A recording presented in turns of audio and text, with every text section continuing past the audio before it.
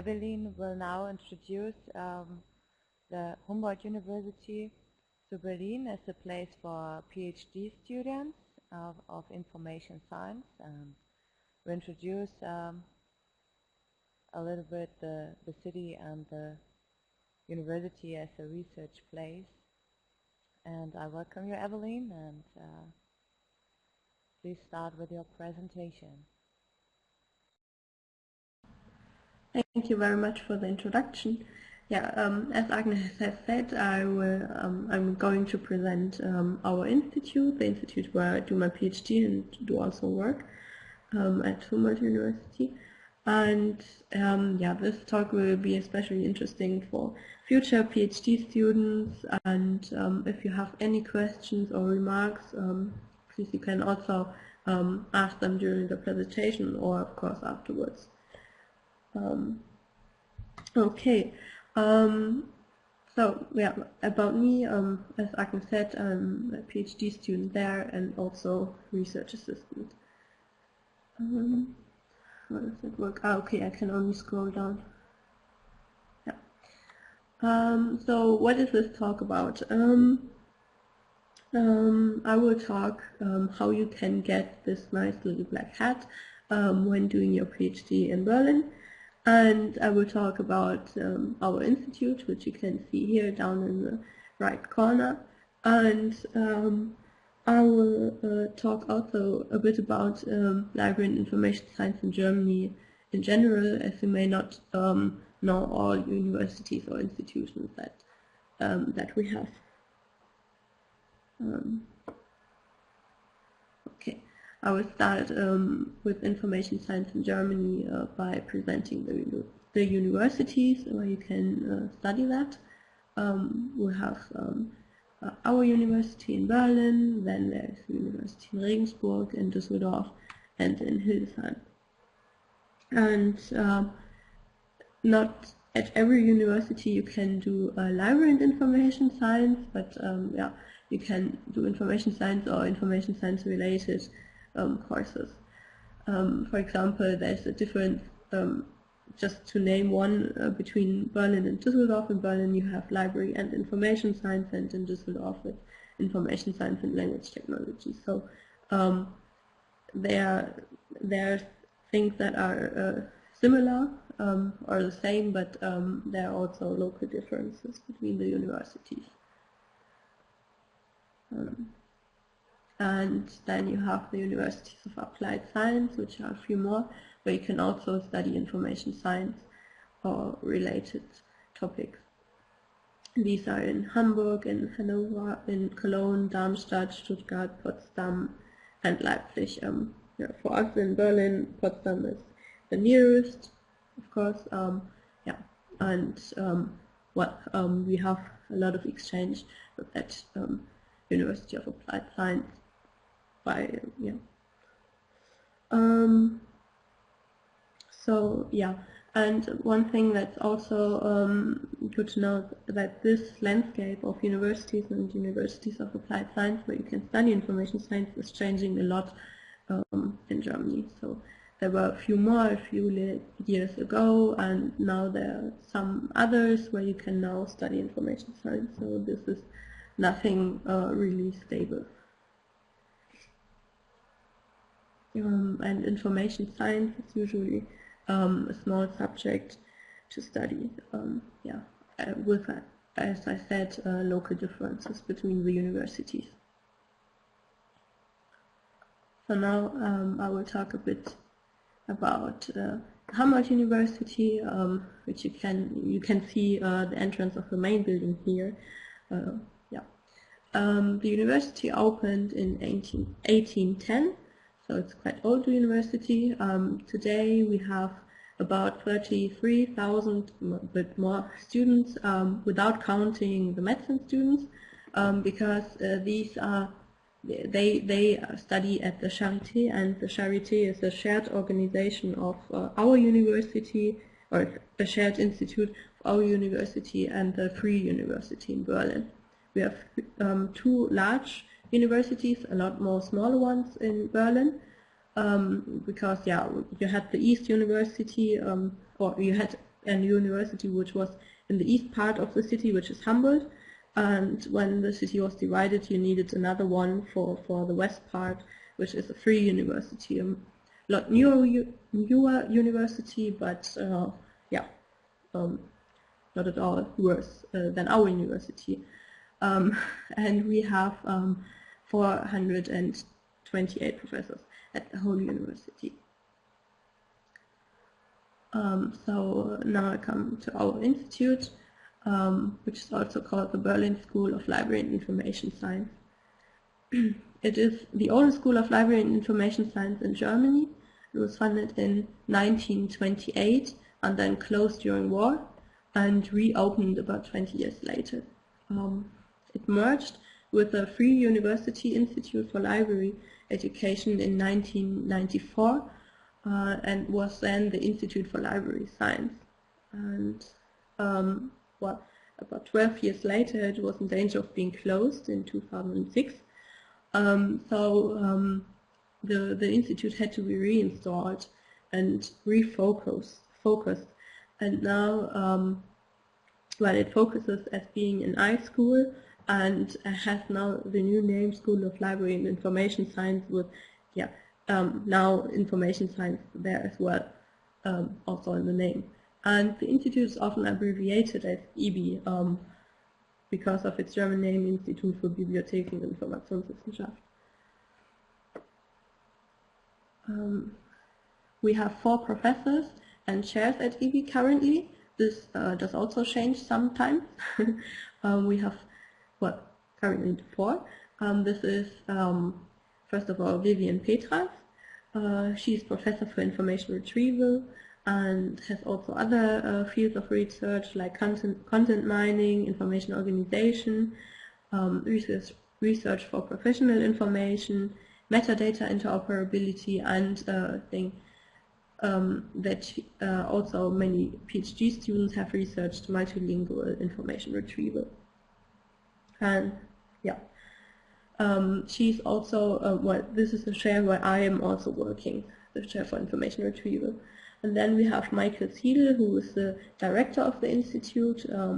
He is the chair for digital libraries, and he's also evaluating them, and he's conducting youth studies, long-term preservation, open archive initiative, and has research on copyright. He's also the dean of our faculty, so this is very useful for us. And then we have 2 other professors, Professor Konrad Umlauf, who has a chair for public libraries, and other fields of research that he has, marketing and list services, management of list institution, public relations, stock build-up, acquisition, publishing, and media studies, youth organization and content processing, and so on. And he does reader and youth studies. And then we have Professor Peter Schirmacher, who is the chair of information management, and next to information management, his fields of research are electronic publishing. And as I said, the professors change sometimes. Now we will have a 5th professorship soon, that means in this autumn, and this will still be officially announced quite soon on our website, I guess, and the professorship will be about information behavior.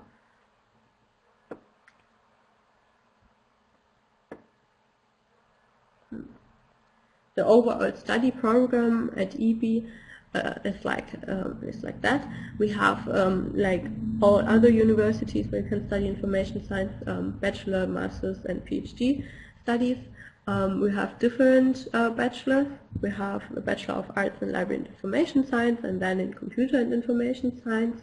And we have 3 different masters.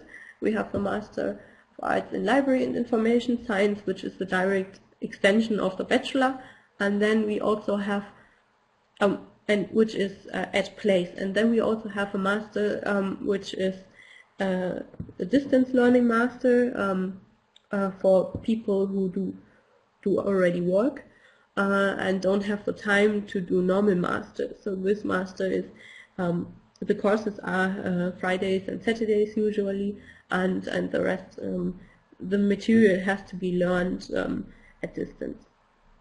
And then we have now a brand new third master, which is a shared master's with the King's College in London, and this is a master about digital curation. And then, of course, you can do the PhD in library and information science. I will now talk a bit more about our PhD program. So for the PhD, you need a Master of Arts, which is usual in Germany. The PhD is mostly done part-time, but we also have some PhD students, about 10 of them, who do a full-time PhD. These are students which have their own research grants. The time to the PhD degree, well, it should be 3 years. The aim is that it's 3 years, but you always have also students who take a bit more time. I'm now in my 3rd year, and let's see if it will be 3 years, and it's often like that at our institute, so that you need a bit more time. The graduation rate is that we have about 3 to 4 PhD students that finish their thesis per year, and we have altogether about 50 students enrolled, and 20 of them are already above the 3rd year. For our PhD, if you want to do a PhD in Berlin, there are no requirements beside your dissertation and the defense of it, so you don't have to teach or do extra courses or whatever. You can go to a research colloquia, which is optional, but really useful to share your ideas with others. And yeah, and you can get the normal German grades, Summa, Magna, Cum Laude, and Rite. And for the Summa you need, as everywhere, 3 advisors.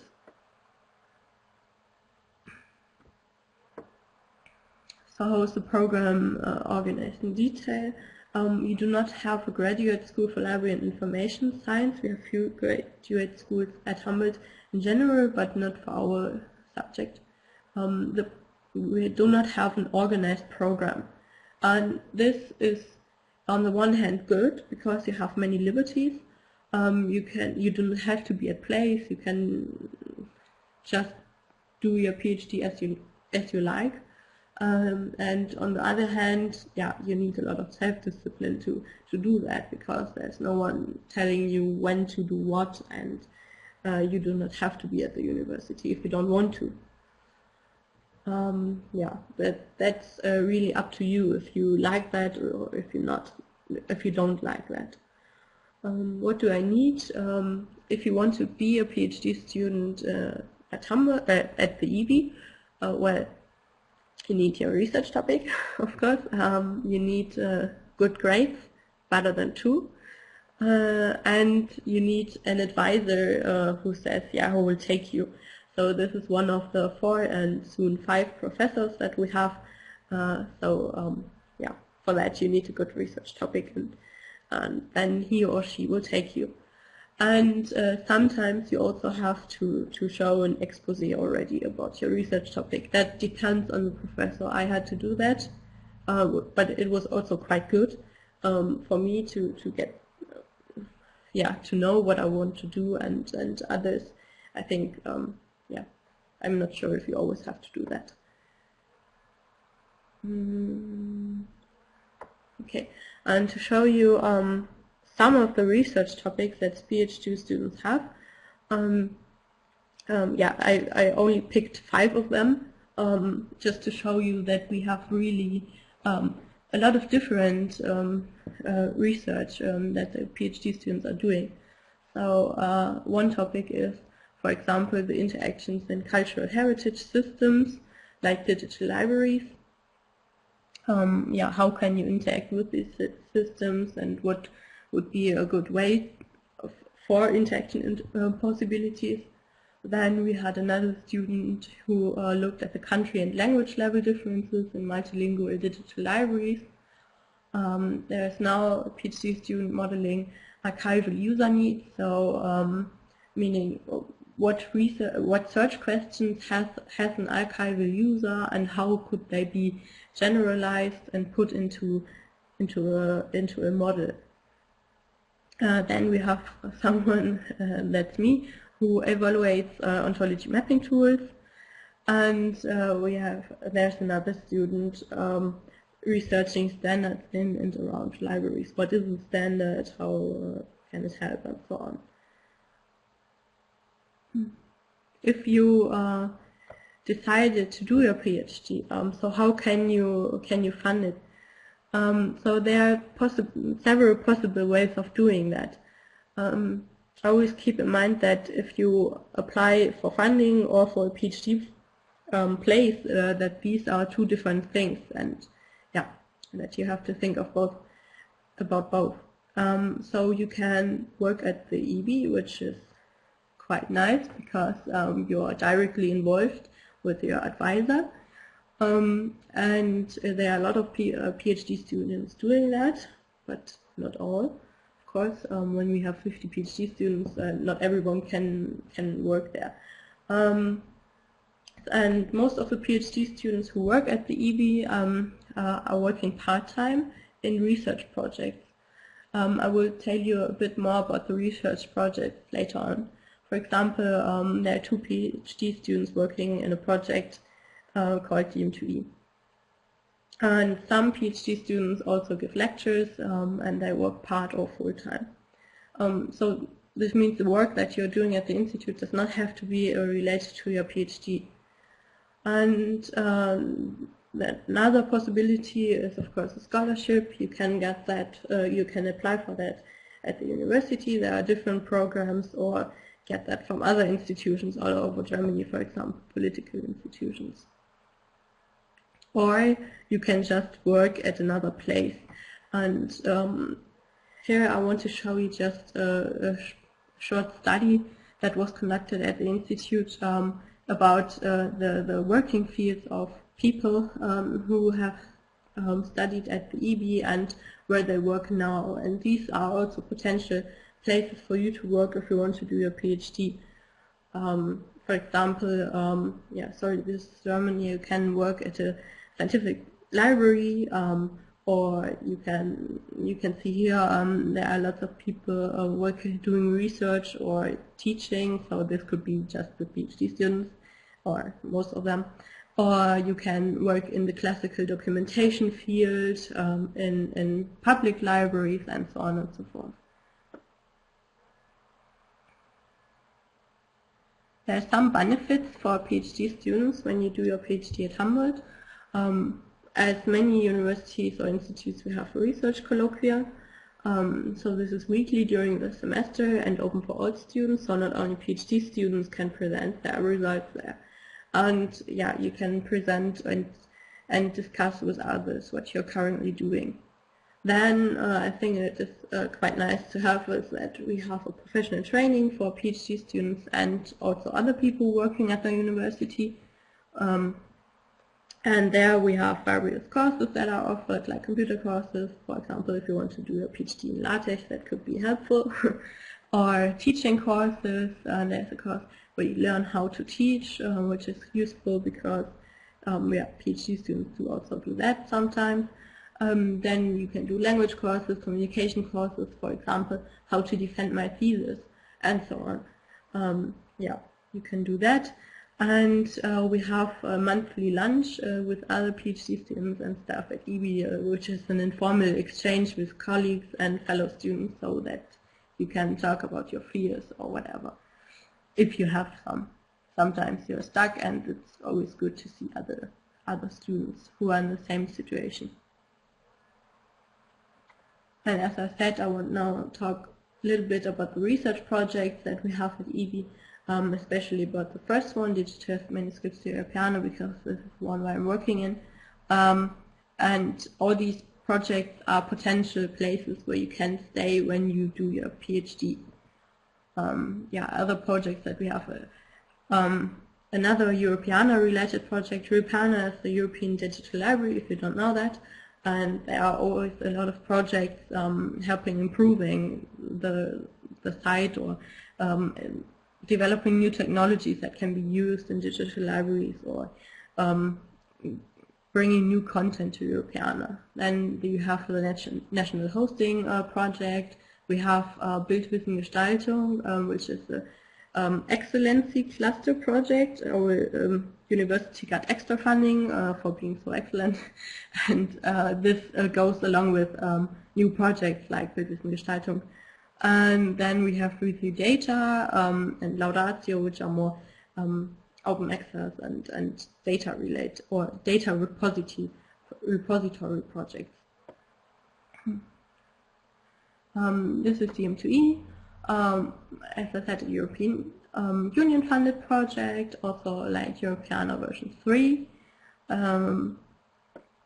We'll just say some words about DiEM2E. This is a project which goes 3 years, which is very practical for PhD students. The project goals are bringing new content to Europeana and facilitate the ingestion of content to Europeana by building new tools, and also to build new tools for digital humanities scholars. And some things that were already done in the project now after 2.5 years, the project's almost finished, are new tools for ingestion in Omnium, and a tool for semantic annotations. Also, there was research conducted in modeling. The DiEM2E model, which is an ontology, was created, and the scholarly domain model, which is more a conceptual model. So this is also a broad field for people of information science, which is also quite nice to have for PhD students. And then, as I said, there's a image or Bildwissengestaltung, which has the English translation Image Knowledge Gestaltung, at the university.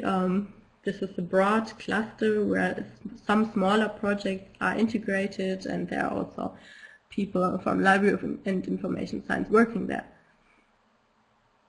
And then we have these two more data-related projects, Refill Data and Laudatio. Laudatio is, in Laudatio, they're building a repository for linguists. Yeah. So now I'm coming to my conclusion about the PhD. We're doing a PhD at EV, and these are some personal experiences that I had. So there are pros and cons, as usual, as always. But there are more reasons for doing it in Berlin than against it. So first of all, I'd like to talk about reasons that make it maybe a bit difficult. So as I said, a lot of PhD students work in projects, and from my experience, project work can be really time intensive, and there may be times when you really can't do anything in your PhD because you have to work in the project because there's a deadline or something coming up. In Berlin there were some institutional changes. My PhD advisor and former boss moved to another university. There's also things that can happen everywhere. But yeah, this is, makes it harder to focus on your PhD if you have to deal with that. And then another thing, the PhD is not paid. Sometimes when you get a research grant, this is of course the case, but when you work in a project, you are paid for your work on the project and not and have to figure out how to do your PhD in addition. The pros, directly for the related to the project, the research projects are really interesting, and it's really nice to work there, and you get a lot of experience. So this is really good. You're not only focusing on your PhD, but also on the project's work. Another thing, Humboldt is a quite nice university, or really good university. It's great to be in Berlin. I can only recommend that. At our institute, we have diverse research topics, so you have a lot of things to do and to study and to research, and a lot of expertise. We have many PhD students, so you have a large network. And the institute, in my opinion, it's large.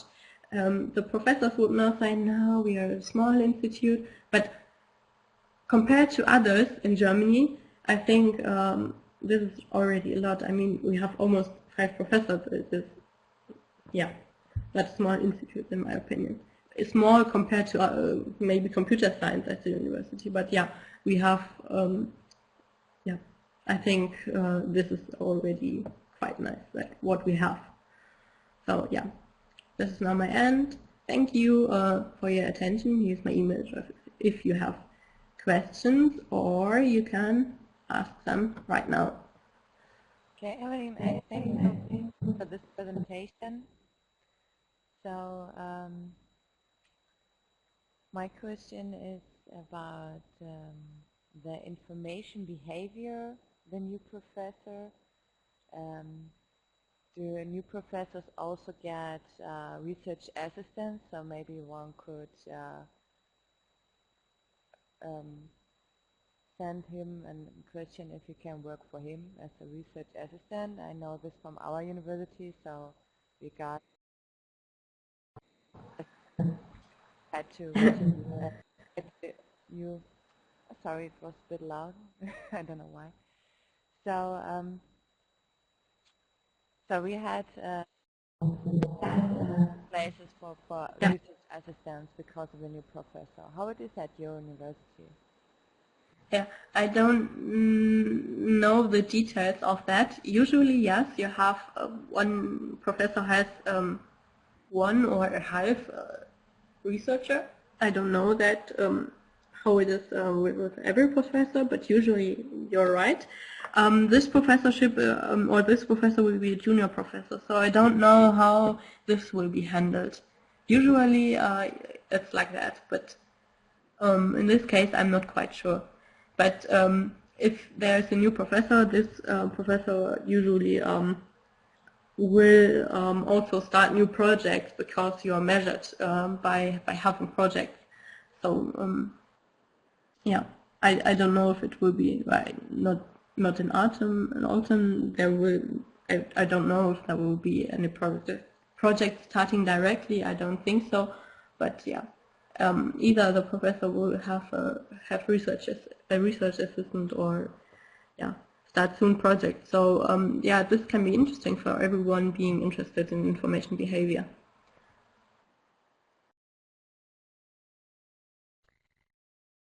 Evelyn, do the students have to speak German? Do they, or is English sufficient? We have international students.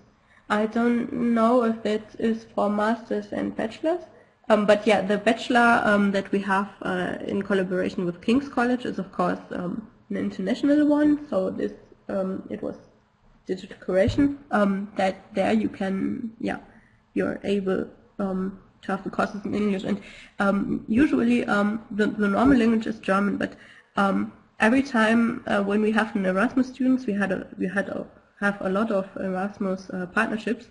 Every time there is an Erasmus student, the seminar is in English, so you can study in English at the EB. Yeah. Okay, thanks.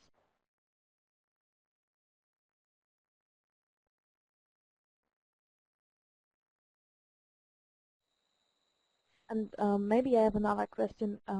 What about conferences? Are you attending, or are Humboldt, the EB PhDs attending any conferences? Yeah, this also, yeah, this also depends on the place where you work. In general, if you are only a PhD student but not working at the institute, yeah, if you want to go for a conference, this is not funded. You have to work at the university. If you don't, there are always ways to apply for getting funded for going to a conference. but this is, yeah, you have to apply for that. If you work at the institute, you can go to conferences. This is, yeah, we have a travel budget for at our project. So yeah, in every project you get some money for this kind of things, and yeah, but then this can be restricted. Because, for example, in European funded projects like TM2E, you are allowed to travel to conferences where you do presentations on your project or a topic related to your project, which is important for that, but it has to be in Europe. You're, for example, not funded to go to America or something. Yeah. So this depends usually, but yeah, when you also work at the EB and you want to go somewhere, if I would like to go to a conference somewhere else, my professor could also give me that travel money for the travel. But that, yeah, it depends always the conference, the place, the person you're working for, and the project you're working in. Usually, you'll get funded. Thank you. Okay, if nobody else has any questions, so I just would like to say thank you to you, Evelyn, for introducing Berlin and the Humboldt University. So now we will go to the third topic, so it's conclusion and the announcement of the new webinar series, Places in Europe to Write My PhD in Information Science. So today we heard from Evelyn about the first place, Berlin. So it sounds very interesting to go there. So yes, and it's Berlin. It's nice. So and maybe we can learn about other places in Europe as well. So I am from Düsseldorf and also will talk about next time about the Düsseldorf Information Science as place for PhD students or as well as master students. And as I also have met many professors from other cities at conferences and so on, I also would like to learn more about their universities and possibilities for PhD students. Maybe we can invite some PhD students to talk about this in future webinars. So yes, and as you told, Evelyn, in the last years, so structured programs become more popular at universities. So maybe we can learn about this as well. So yeah, also we would like to know which research interests are represented at different places. So what can we learn, or what kind of PhD can we do at some places? This will also be very interesting. So if you have any kind of idea, any research idea, so then you can know where you have to go. So yeah, so I really would like to know who also would like to introduce his or her university, like Evelyn has done it today. So maybe I will come to the end and thank you all for participating today. So and this is my nice picture for you. So places in Europe where can I write my PhD in information science or in library and information science. So I think we will do webinars in the future, and I hope we will invite more students or professors from other places who like to introduce it. So then I have one announcement for our student chapter. So we need new participants, new people who like to engage in our small chapter from Europe. So we have elections in the near future. So this you can also see this at our website. So we have chair positions, vice chair, secretary, newsletter editor, or some other positions if you like to engage with us. So don't hesitate to contact us. So we welcome you all. And yes, I just like to thank you for participating today. And now it's time for questions and discussions.